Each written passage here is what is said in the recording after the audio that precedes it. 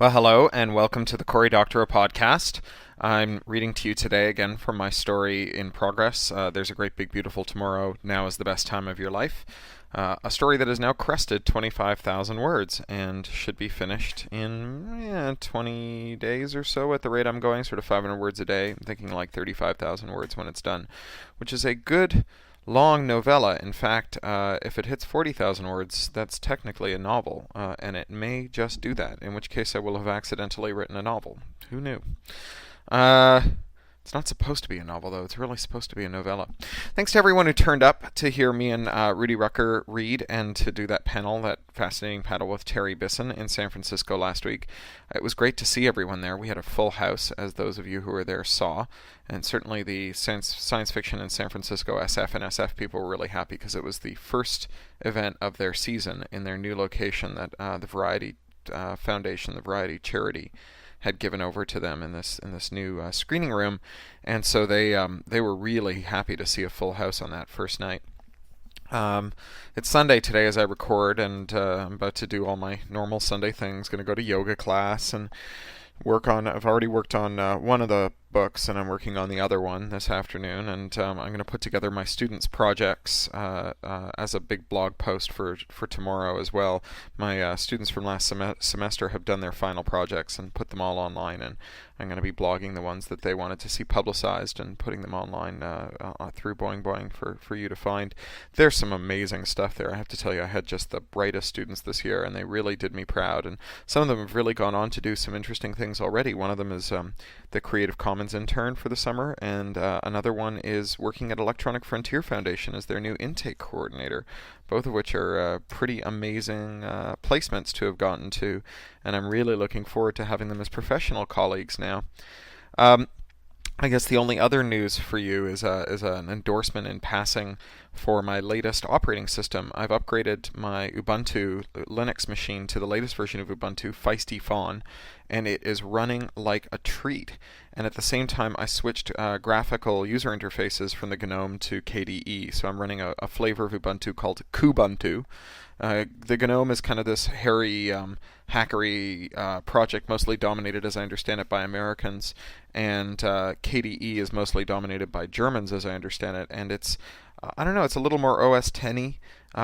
In any event, I really like it. And so if you're thinking about it, you can download from ubuntu.com, ubuntu.com, you can download a free boot CD that will boot up your computer into Ubuntu, and you can also from kubuntu.com download a bootable Kubuntu CD, and you can boot your computer up into this graphical user interface and just have a little motor around and see the applications that come with it. I'm really happy with my Linux experience so far. If I have a major complaint, I haven't found a text editor that I like as much as BBEdit. Those of you who are hardcore Unix people will no doubt write to me and tell me that I just need to learn Emacs or VI key bindings and I'll be a happy man, but I really want a graphical text editor. I've been using something called Bluefish, but it has a couple of notable deficiencies. One is that you can't select a block of text and find out how many words are in it, which for someone like me who tries to write, say, 500 words a day on a story is really hard.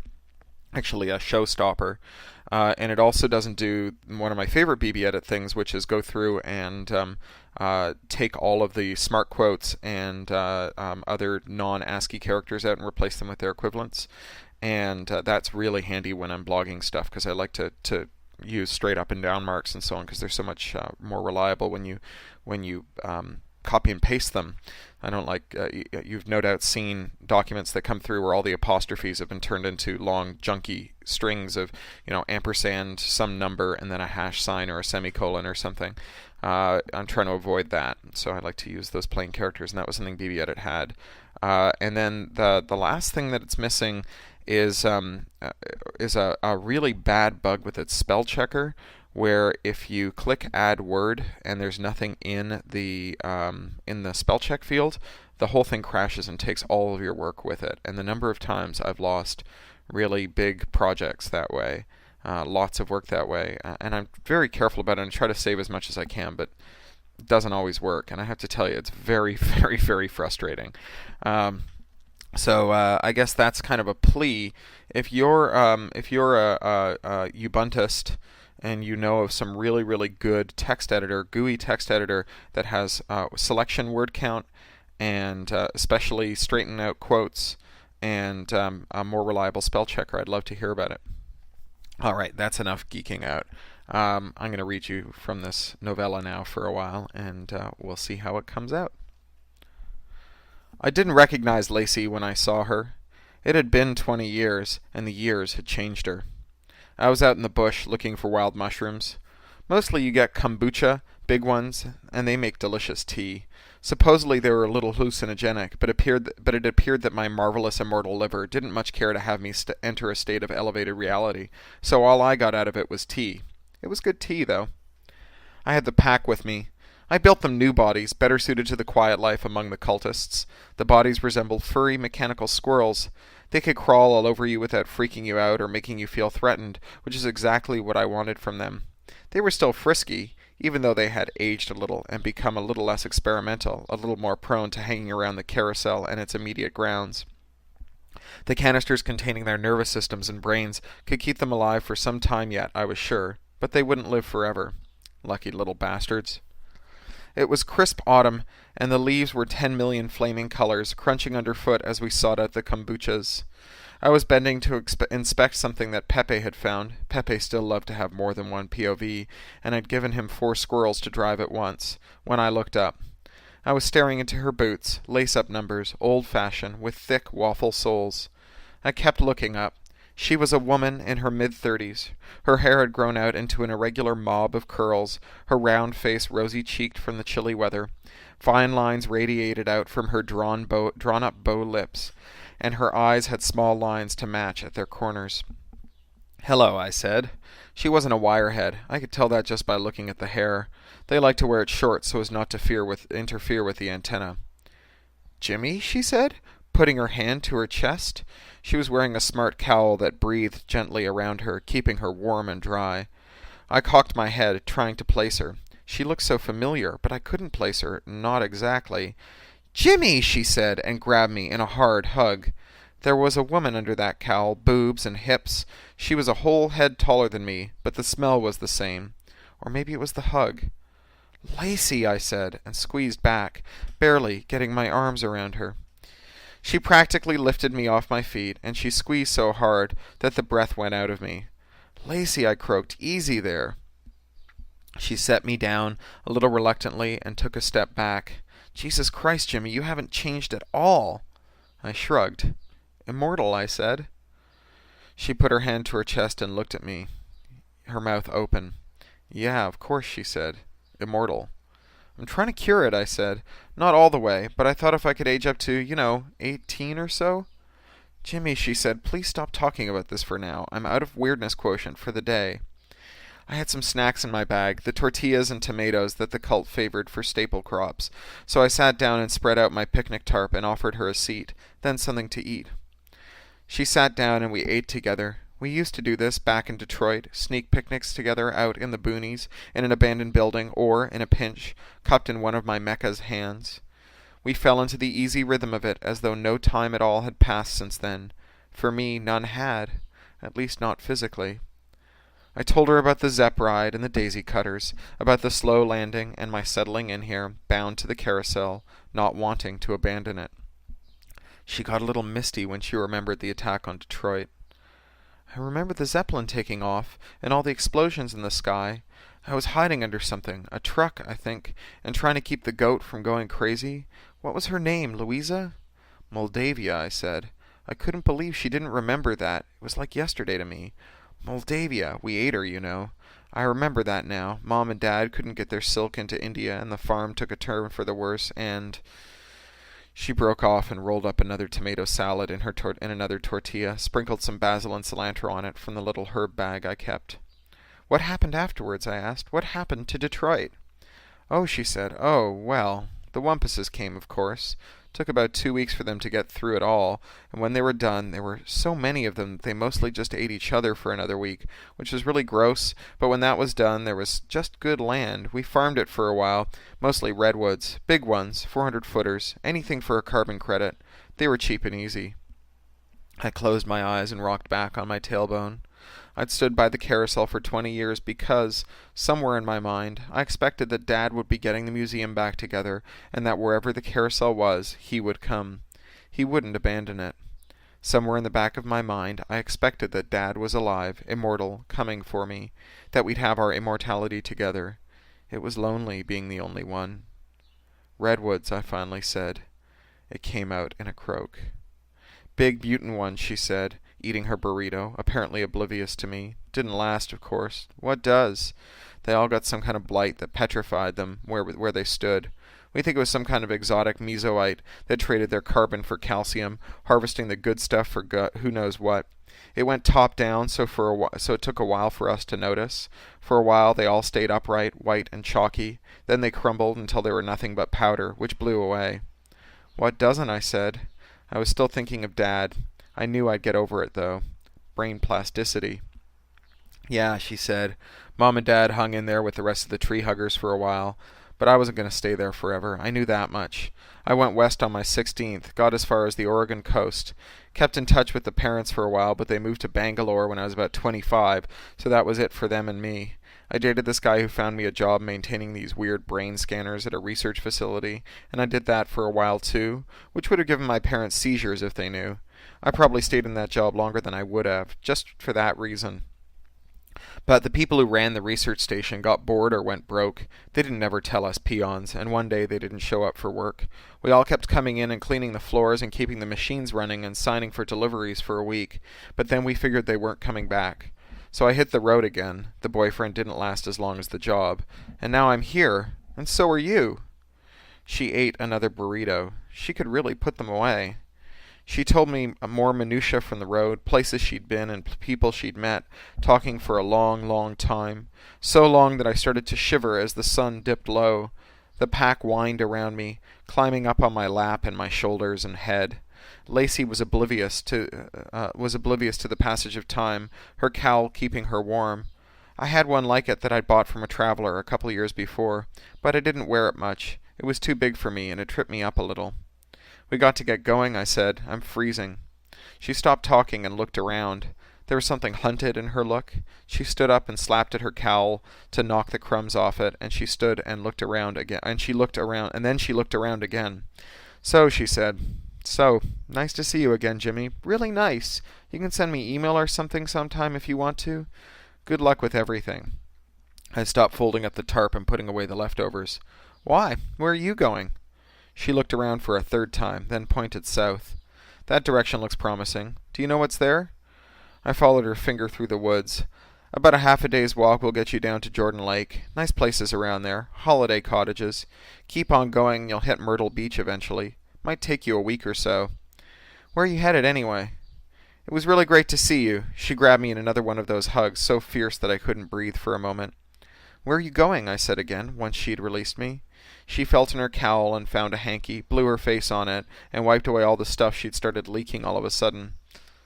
"I just go," she said finally. "That's all I've done for the past 2 years, Jimmy. I just go and keep going. All the places are different, but they're all the same, too. Nothing's like what I'm looking for." "What are you looking for?" "I don't know, but I'll know it when I see it. I just hope that I find it soon. If you go off that way, you'll end up walking all night before you get to a hotel." She laughed.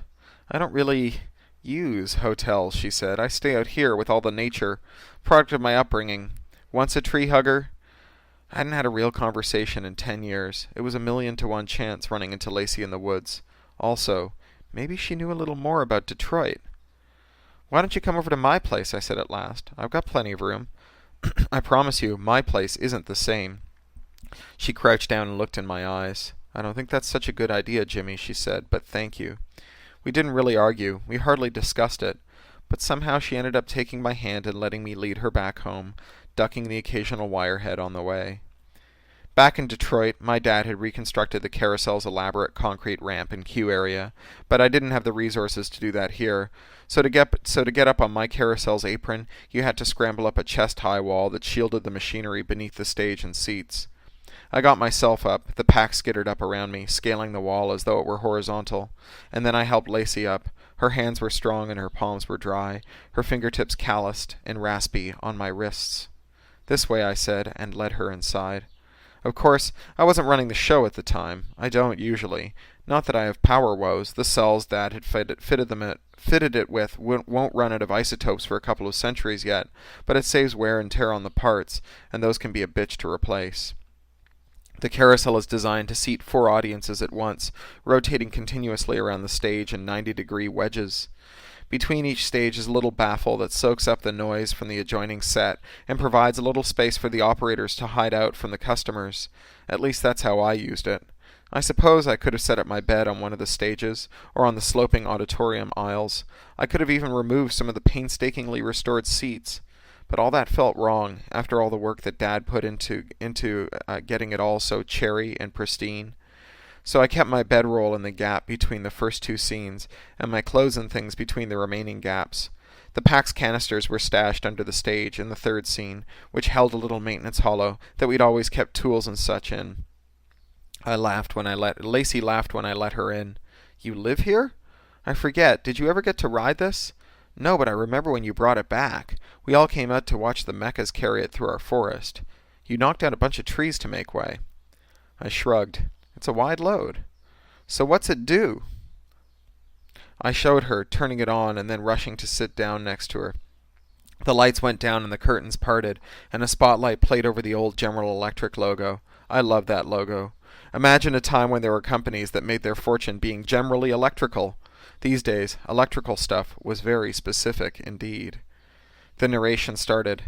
Dad told me that the actor's name was Gene Shepard, and I'd heard his spiel a billion times, so often that I sometimes mixed up his calm, warm baritone with my memory of my father's voice, the two all blended in my infinitely plastic mind. The narrator welcomed us to Walt Disney's Carousel of Progress and told us some of its history, then started with the real heavy philosophy. The challenge always lies ahead, and as long as man dreams and works and builds together, these years too can be the best time of your life. I looked at Lacey to see if she'd noticed the way that the voice over had just dropped that on us. The challenge always lies ahead. Progress! She was looking heavy-lidded but attentive. The curtains parted, and we got to that first scene. Dad, not my dad, the dad on stage, was wearing a cravat and fanning himself with a newspaper. The dog lay at his feet, doing comedy barks. Dad told us all about the miracle of his icebox, holds 50 pounds of ice, and his gas lamps. Then the lights came up on the scrim scenes on the wings of the stage, and we got to meet Mom, who was ironing. Mom complained that even though it only takes 5 hours to do the laundry with her new wash day Marvel, her spare time is taken up with canning and cleaning the oven. This was supposed to be funny. Then the other side lit up, and we got to meet Jimmy, not me, the son. His name is also Jimmy. I'm sure it's just a coincidence. After all, I'd been around for years before Dad got the carousel, and Mom probably wouldn't have let him name me after an old robot. Probably. Jimmy was looking through a stereoscope at pornography. Well, pictures of hoochie-coochie girls, and Dad gave him a good-natured ribbing. I'd seen this scene hundreds of times, but this time, sitting next to Lacey, remembering our necking sessions, it made me a little uncomfortable. The remaining scenes introduced Sister, in a corset, worrying that she is indecent, and Grandma and Grandpa listening to a talking machine with their pet parrot. Then it was over, and the singing started. There's a great big beautiful tomorrow, shining at the end of every day. And the stage rotated. We came around to the next scene, the 1920s and electricity, and I heard a sound from Lacey beside me. She was snoring. Her head was down on her chest, and she was sleeping soundly. Her lips were parted a little, and her face looked worried in sleep. I realized that she'd looked worried since I'd met her. I got up and stopped the ride, resetting all the shows and powering them down. From the 4 quadrants of the carousel, I heard robots ceasing their spiels and going to sleep.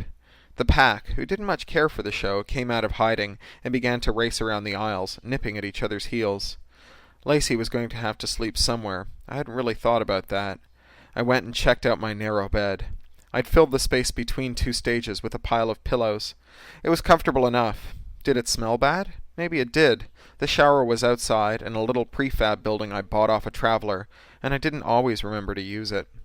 Lacey probably had some kind of bed anyway.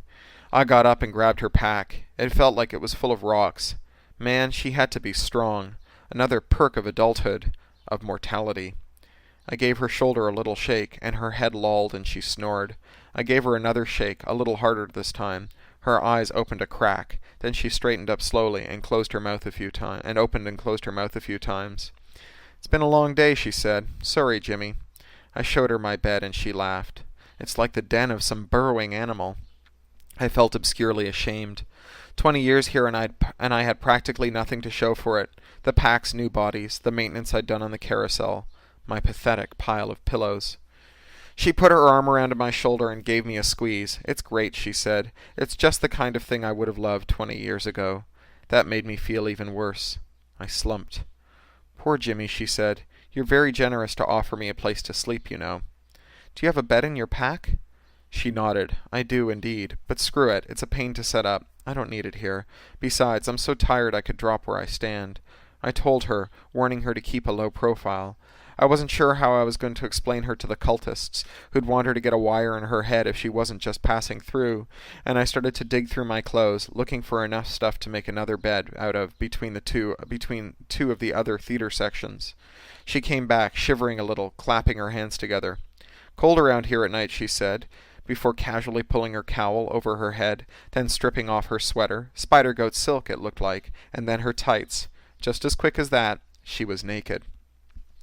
I'd never seen a naked woman before. I know that sounds silly, but physiologically, I was still a little kid. I didn't have a girlfriend.